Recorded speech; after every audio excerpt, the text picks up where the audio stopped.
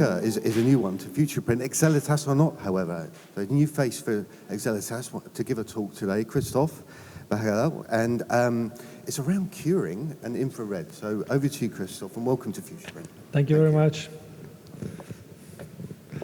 Hello, my name is Christophe Behaghel. I came from Italy.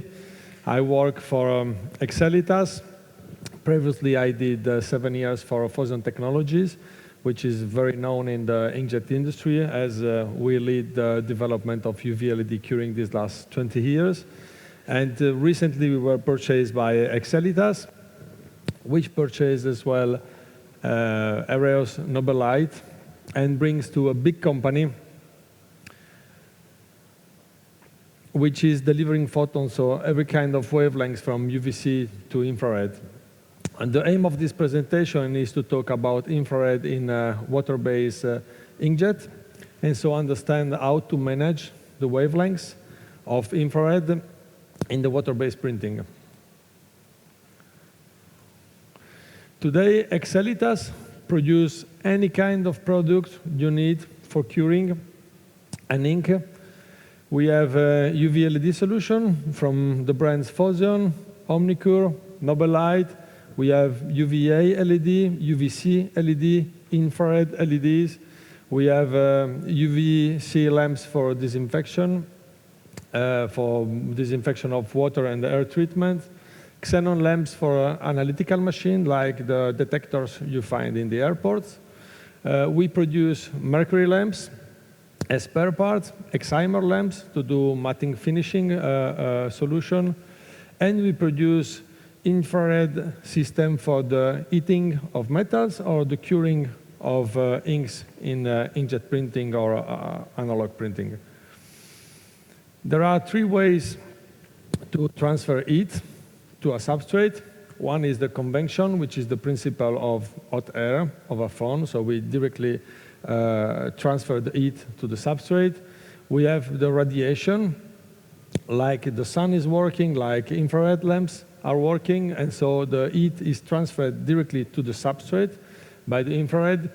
And then we have the conduction, where the heat is transferred by a direct contact from an external material. In this case, conduction is very used in Japan, where printers don't really want to have infrared lamps in front of the substrate, and they prefer to make the radiation from a back reflector that will heat and indirectly will heat the substrate at this time. If we use this type of drying singularly, there is a lot of difficulty to dry an ink. If we use all of this combined, in this case, we have a lot of improvement in the drying process. So our solution needs to find a way to have these 3 types of drying all together. Within the infrared spectrum, we can produce any wavelength from 1,000 nanometer, which is NIR, to 3,000 nanometer, which is the medium wavelength. We can do also all the wavelengths which are in between. NIR halogen is about 1,000 nanometer, is what typically is called NIR, as well as shortwave. NIR halogen lamps will be, in a short time, banned from European community, a little bit like mercury. Halogen is considered a dangerous material. So shortwave will replace this, as inside of these bulbs there is argon. Then we have the carbon bulbs at 2,000 nanometer and medium waves. So typically, the producer of inkjet machines that are now approaching the water-based market and are developing the new machine are trying to understand which wavelength do I need to use to cure my ink. In an inkjet press, I have a short space. I don't have many space, so I need as much power as possible in a short time. So the first reflection is to think, I will go to NIR, as I can have in a short time the maximum power available from a lamp.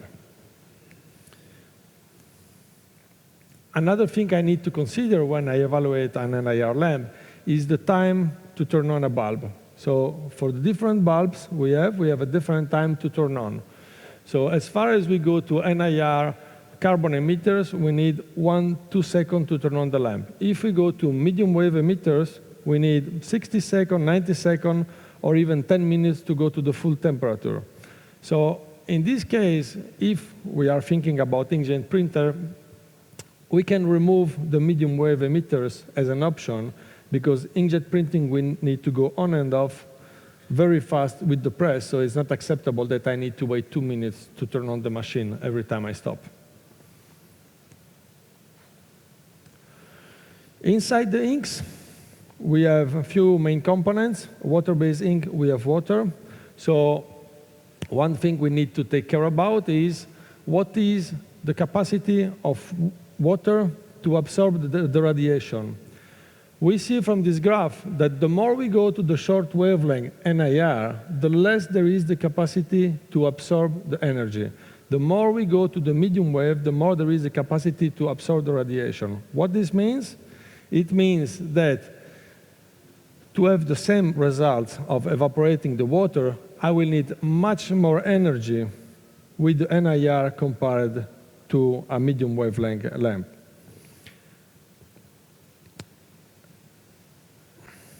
Of course, what I've told before is that medium wave is not acceptable, is not a compromise because I need too much time to turn on the lamp. So all the compromises are the lamp in between NIR and medium wavelength. Another thing I need to think about is the absorbance of the infrared from the pigments. As we know, when we have a car at the sun, if the car is black, the car will be very hot during summer. If the car is white, I will have much more infrared that will be absorbed. What happens? We made an analysis in our laboratory. Black pigment is absorbed very differently compared to the yellow, magenta, and the other colors. This can be seen from the people that tested infrared lamps. You can see a lot of difference of curing between the black and the other pigments. Mainly, the most difficult is the yellow and the black. So what happens is that if I go around the 1,000 nanometers, which is the NIR, I have two options. Or I cure the black ink and the yellow ink is wet, or I cure the yellow ink and the black ink will be burned. And this is a problem, also because when I have to dry water-based ink, I'm working always at high temperature, in heat-sensitive substrate, and the margin where I can work, the space where I can work in terms of temperature is very, very tiny between curing the ink and burning the substrate. So if we go to MIR, again, I have a perfect coincidence. I have exactly the same absorbance of the pigment. So this means that if I use an MIR lamps, I will have exactly the same temperature in all my printed substrate. If it's black, if it's yellow, if it's red. The problem again is that MIR is not an option because it takes too much time to turn on.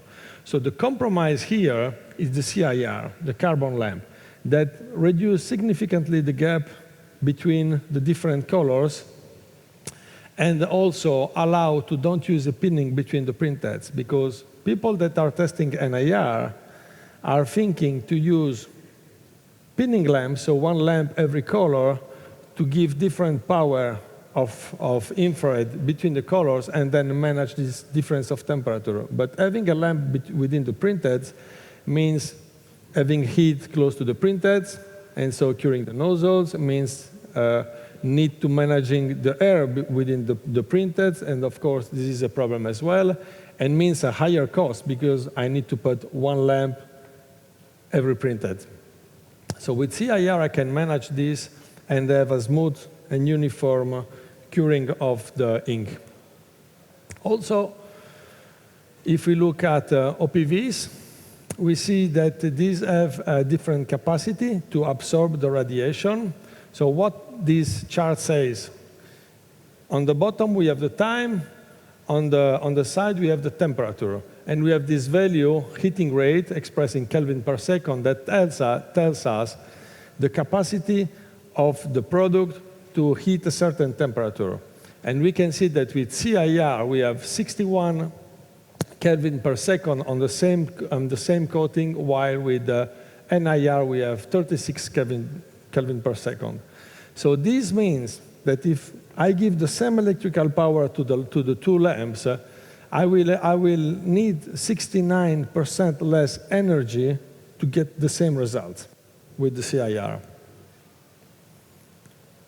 Also, here we can see what I told before, that if we see the black and the red ink, so the black ink has an heating rate of 96 Kelvin per second, the red ink has a 49 heating rate of Kelvin per second with NIR. It means that the black is heating much more than the other colors, while with CIR I have a perfect uniformity of the curing. So these are the products that we commercialize for the graphic industry. We have the infra-dry compact and the infra-dry combi. These lamps are available up to 3-meter width. Power density up to 250 kilowatt. It depends if it's CIR, the power will be a little bit less. We can change the bulbs and the wavelength inside the lamps. The lifetime of this lamp is 10,000 hours, so it's a really, really long run with the same bulb before to have to change any spare parts. And these are the solutions for the printing industry. Typically, we use the infra-dry compact for pinning application, for example, after the primer, or for slow-speed single-pass machine. Or we use it sometimes if you have to print on films, where a full infrared solution is not possible, to put this lamp inside hot air oven to bring the temperature of the film to the boiling point very fast in a short space, and then do a smooth curing with the hot air in a second time. The combi system instead is using to do full cure. So you tell us what speed you want to go with the machine, and basically we can put 1 or 2 units to go at the desired speed.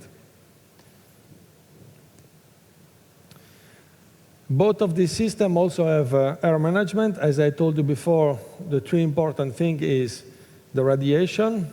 The first thing is the heat management with the air.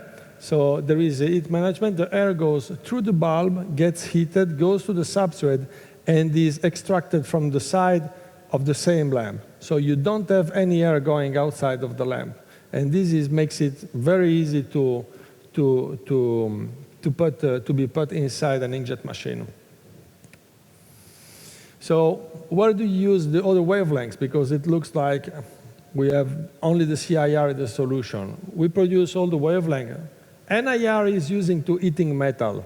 A lot of power in a short time. If you need a lot of power and you don't have problem with too much heat, NIR is what we use. CIR is using for the graphic market, textile, decor printing, labels. And the MIR is used basically for all those applications where you don't need to go on and off with the press. So production of battery, silicone, adhesive, there is no colors, and you don't have to go on and off with the machine. Our approach, in case you are interested to go in the water-based market, is to go a theoretical simulation. We can evaluate from a first talk what kind of material, what kind of lamps you would need on your press, what kind of wavelength. We have a laboratory in Germany where you can make the test, the first sample. You can put thermocouples on your inks also to make the graphs we've seen before, so to understand how my ink is reacting effectively to each wavelength. And then we have demo system we can ship to you, and you can test on your machine. We have some demo units also where you can switch the bulbs. So you can test one lamp, you put the NIR lamp, you put the CIR lamp, you put the MIR lamp, and you see in your press what is the result that you want to get. I finish with that. If you need to contact me, this is my email. Thank you very much. Thank you. Thanks, Christophe. Great presentation. Great first one at FuturePrint. I'm sure we'll see you again.